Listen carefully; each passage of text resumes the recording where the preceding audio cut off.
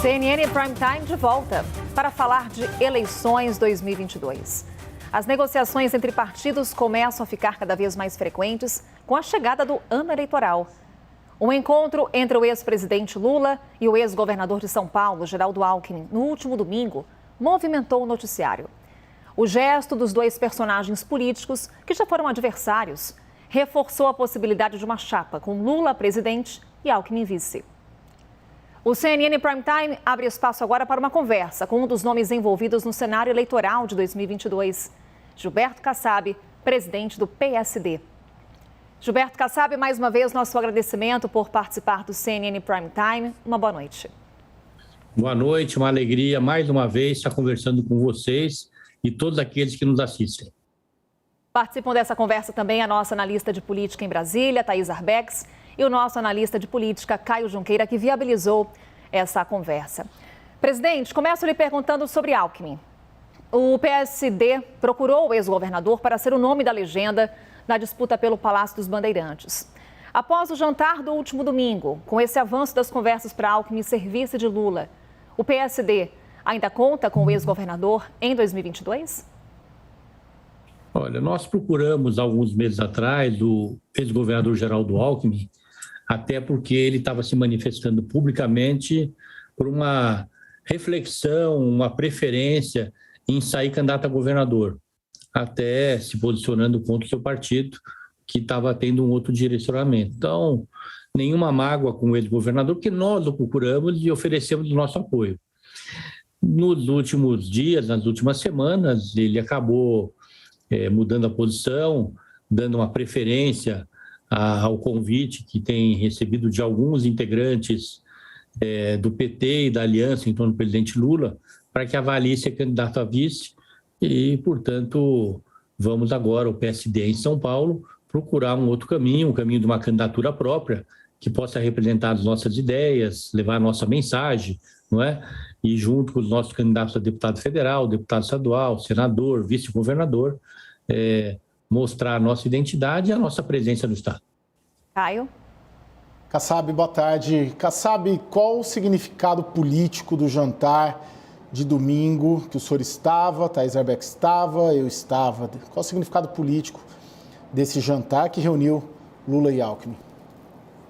Olha, na verdade, as pesquisas têm indicado um favoritismo do ex-presidente Lula nessa campanha presidencial.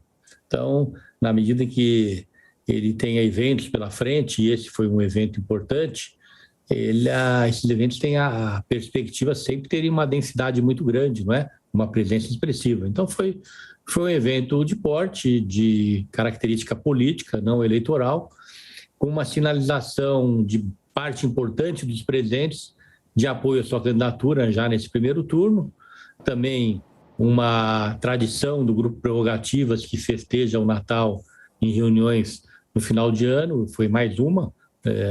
Portanto, eu diria que tem um peso importante, não é? Duas lideranças importantes no cenário das últimas décadas que estavam no mesmo evento procurando transmitir a perspectiva de caminharem juntos.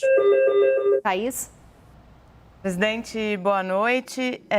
O senhor tem dito desde domingo que o PSD terá, sim, candidato à presidência em 2022 e que a aliança com o ex-presidente Lula no primeiro turno, não é possível. A minha pergunta é, o senhor citou agora o favoritismo do ex-presidente Lula nas pesquisas. Até quando que o senhor acredita ser possível manter uma candidatura do seu partido para a disputa ao Palácio do Planalto, tendo em vista que muitos dirigentes partidários, muitos caciques partidários já começam a falar, já começam a vislumbrar uma solução dessa eleição num possível primeiro turno? Bom, Thaís, em primeiro lugar, não é desde domingo que o PSD fala em ter uma candidatura própria. E desde as eleições de 2018, quando elas se encerraram, nós deixamos claro que perdemos as eleições, apoiamos o Geraldo Alckmin. A partir daquele momento, manifestamos a nossa independência em relação ao governo. Isso quer dizer o quê? que nós aprovamos nesses anos todos, sem participação do governo, os projetos que nós entendíamos que eram bons para o Brasil. E rejeitamos, por conta da nossa independência, tudo aquilo que entendíamos ruim para o país.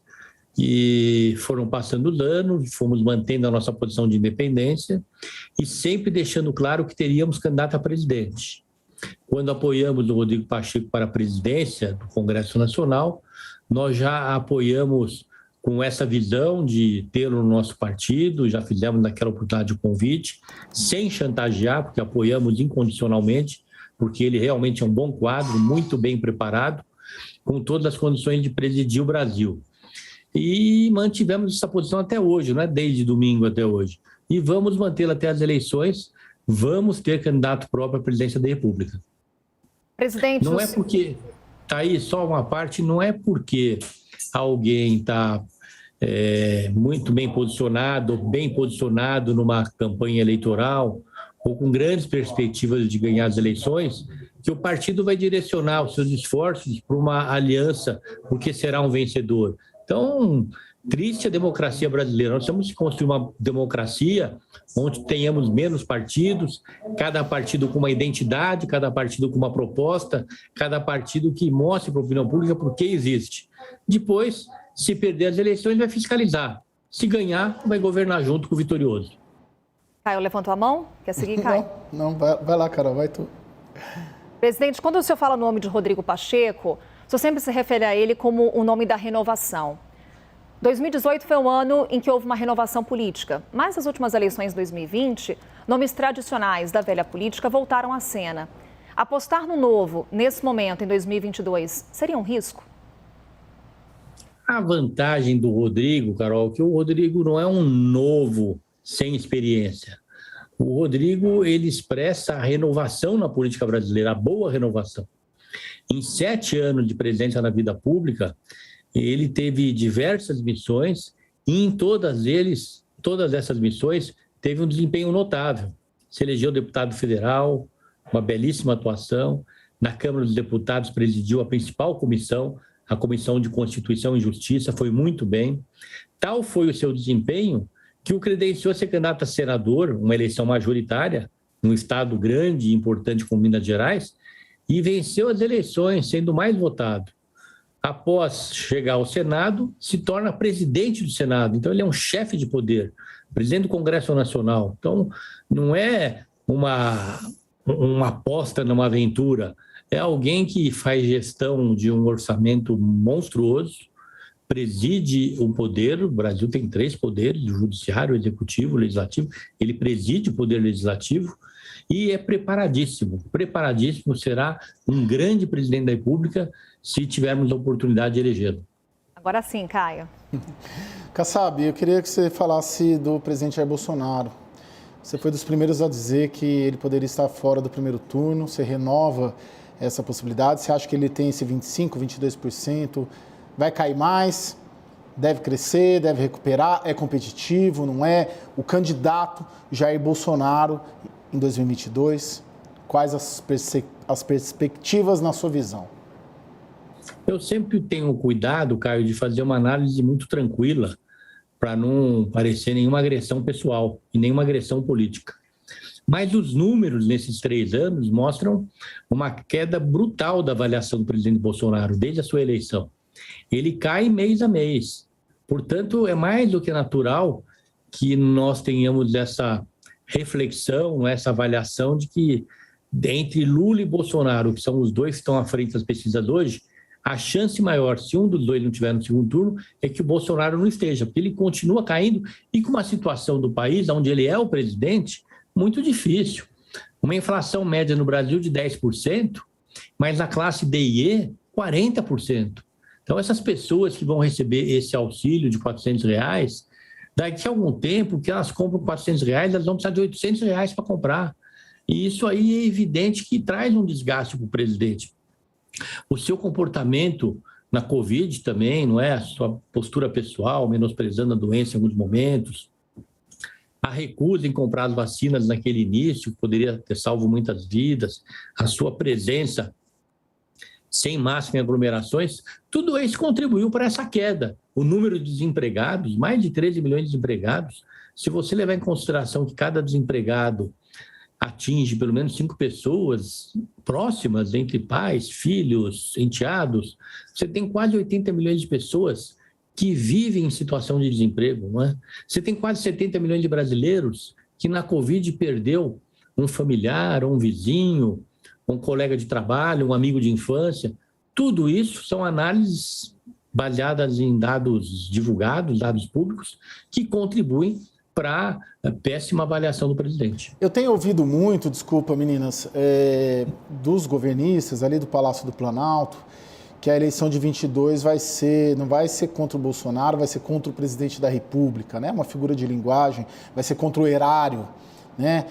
O que isso simboliza? Que ele tem muitos instrumentos para conseguir retomar e se tornar competitivo. O senhor acredita que, ainda assim, esse cenário pessimista que o senhor traça se mantém, mesmo ele tendo a caneta na mão, né? Que é o jargão que a gente usa? Eu acredito, Caio, que será muito difícil. Nada é impossível na vida, nem na política, muito menos no processo eleitoral. Mas as projeções não são favoráveis, os números são públicos, não é? As avaliações são públicas, as dificuldades são claras, não é? Eu acho que ele terá muitas dificuldades, continuo achando.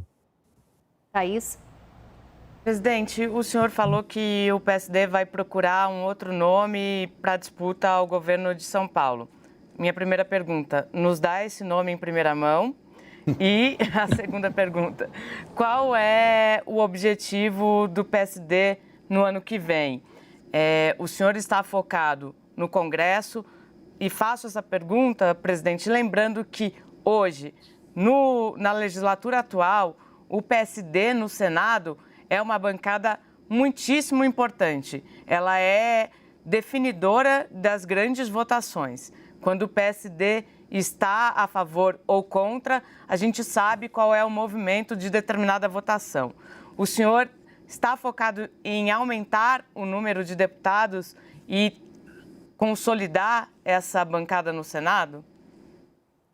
Olha, Thaís, o objetivo do PSD, no momento que faz 10 anos, portanto, um partido muito jovem ainda, é se consolidar como estando entre os 3 principais partidos do Brasil, estando entre as 3 maiores bancadas na Câmara dos Deputados e as 3 maiores bancadas no Senado Federal.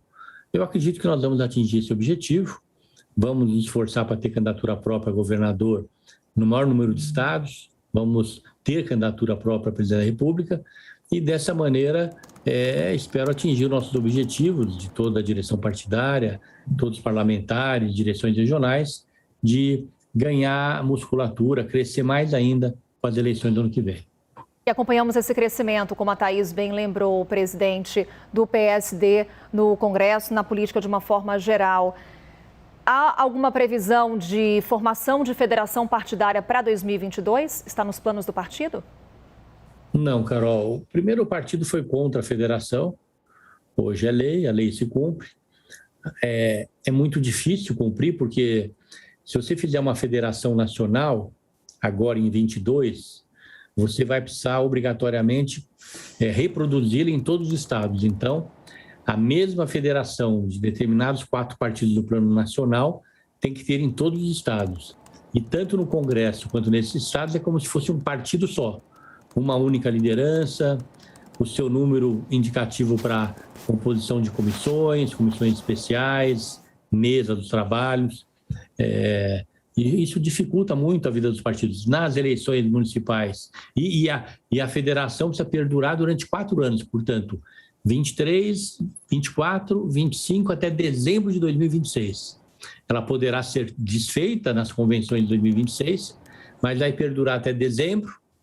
E em 2024, as eleições municipais deverão também esses partidos estarem em federação, disputando as eleições em todos os municípios em conjunto e ficando 2025, 26, 27 e 28 em todos os municípios brasileiros juntos, federados. Mesmo que em 2026 essa federação nacional ela não tenha continuidade. Então, é muito difícil, ela tira a personalidade dos partidos. Eu diria que qualquer partido que puder fugir da federação vai fugir. O PSD não fará federação com ninguém. Caio. Kassab, vamos voltar no jantar de domingo. Teve um momento lá do jantar que foi tirada uma foto, que a gente vai mostrar aqui, a fotografia do Lula com presidentes de partidos, né? Tá o presidente, cadê a foto, pessoal? Natália, lá. Tá a fotinha ali, tá o Renan, tá o Lula, tá a Gleisi, presidente do PT, Paulinho, presidente do Solidariedade, Baleia Rossi, presidente do MDB, Carlos Siqueira, do PSB, ali embaixo, não sei se é o Bruno Dantas, Thais Arbex, me corrige. Ele mesmo. Enfim, a turma toda ali, que eu imagino que seja uma turma que certamente estará junta no segundo turno da eleição. O senhor estava ali no jantar, a informação que eu tenho, a gente trouxe essa informação ontem, o senhor não quis ir tirar a fotinha ali com o pessoal. Eu queria saber o motivo, com todo o respeito à sua decisão no momento ali da foto. Bom, primeiro, Caio, quando eu cheguei, eu fui cumprimentar o ex-presidente Lula, não é? Desejei-lhe um Feliz Natal, um Feliz Ano Novo. Ele me apresentou a sua namorada, que eu não conhecia. Um rápido cumprimento, 10, 15 segundos. E eu já tinha um lugar na mesa do lado. Me dirigi, estava inclusive junto com os companheiros do PV, Partido Verde, e jantei. Aliás, fui convidado para o jantar. Na hora dessa foto, eu não fui, não é porque eu não quero tirar ou não quisesse tirar a foto com o presidente Lula, até porque quando eu cheguei, fui cumprimentá-lo e fui muito fotografado cumprimentando ele. É porque essa foto, eu estou há 30 anos na vida pública, a gente tem um pouquinho de janela, um pouco de experiência. Essa foto, ela tinha conotação eleitoral. Pessoas que no primeiro turno estavam debatendo um eventual apoio para o presidente Lula ou algum dos seus membros debatendo. Não é o caso do PSD, nós não vamos estar no primeiro turno. Então, é evidente que essa é a razão, de uma maneira muito respeitosa, que eu agradeci muito o convite e não tirei a foto. Nem o estresse. Ainda no dia de ontem, vários dos coordenadores do encontro, de partido ou não, seja do Movimento Prerrogativas ou não, me ligaram agradecendo pela presença. Nada, só uma posição de um presidente de partido que não poderia integrar aquela foto, porque seria uma sinalização muito ruim para os meus liderados no partido, onde todos eles caminham junto conosco para ter uma candidatura. Kassab, posso entender que a turma do jantar é a turma do segundo turno da eleição de 22? Desculpa, meninas, de novo, mas só é minha última pergunta, se for o caso, a minha, tá? Posso entender isso? O jantar é a frente ampla anti-Bolsonaro que estará junto no segundo turno da eleição, independentemente de quem avance do jantar ao segundo turno. Eu ainda não comecei as conversas, né? Não sei se eles vão todos nos apoiar no segundo turno. Mas o Rodrigo Pacheco, com esse perfil conciliador, moderado, eu acho que parte expressiva daqueles lá vão nos apoiar, sim, no segundo turno. Presidente, sobre uma questão que está acontecendo agora ali no Congresso, estamos discutindo, estamos vendo a votação do orçamento. Um dos principais pontos de discussão desse orçamento é o fundo eleitoral, que o Congresso, na semana passada, derruba o veto presidencial daquele valor de 5,7 bilhões. E hoje, o relatório apresentado pelo deputado Hugo Leal, do seu partido do Rio de Janeiro, prevê esse valor em 4,9 bilhões. A gente vê bastante crítica da sociedade em relação ao tamanho desse montante. Quero a sua avaliação a respeito desses recursos, levando em consideração, é claro, que as campanhas eleitorais não podem mais ser financiadas por meio de recurso privado, presidente. Thaís, eu sempre fui contra o financiamento público. No momento que começaram a surgir as denúncias de corrupção, parte delas com fundamento em relação às campanhas eleitorais, com exigências de contrapartidas, eu fui mudando a minha posição e hoje eu sou um ardoroso defensor do financiamento público de campanha. A questão do valor é importante, mas tão importante quanto o valor são os critérios para o uso desse recurso público. Eu defendo, por exemplo, que 50% desses recursos sejam direcionados para candidatos que não tenham partido. Defendo também que, por lei, seja estabelecido um teto para cada candidato, onde o partido não pode transferir acima desse teto dos candidatos. Defendo ainda que as campanhas sejam baseadas única e exclusivamente no financiamento com o fundo eleitoral, deixando o fundo partidário para as atividades partidárias. Enfim, eu acho que são medidas importantes, não é? Que vão permitir transparência, maior eficiência, até porque tem que enfrentar o problema de frente, o financiamento é público. E eu acho que é mais saudável para o Brasil do que o financiamento privado. É mais barato para o Brasil, diante de tudo aquilo que veio de conhecimento para nós em relação à corrupção, desmando, desvios. Gilberto Kassab, presidente do PSD, nessa conversa conosco aqui no CNN Prime Time. Mais uma vez, obrigada por nos atender e até uma próxima. Eu que agradeço.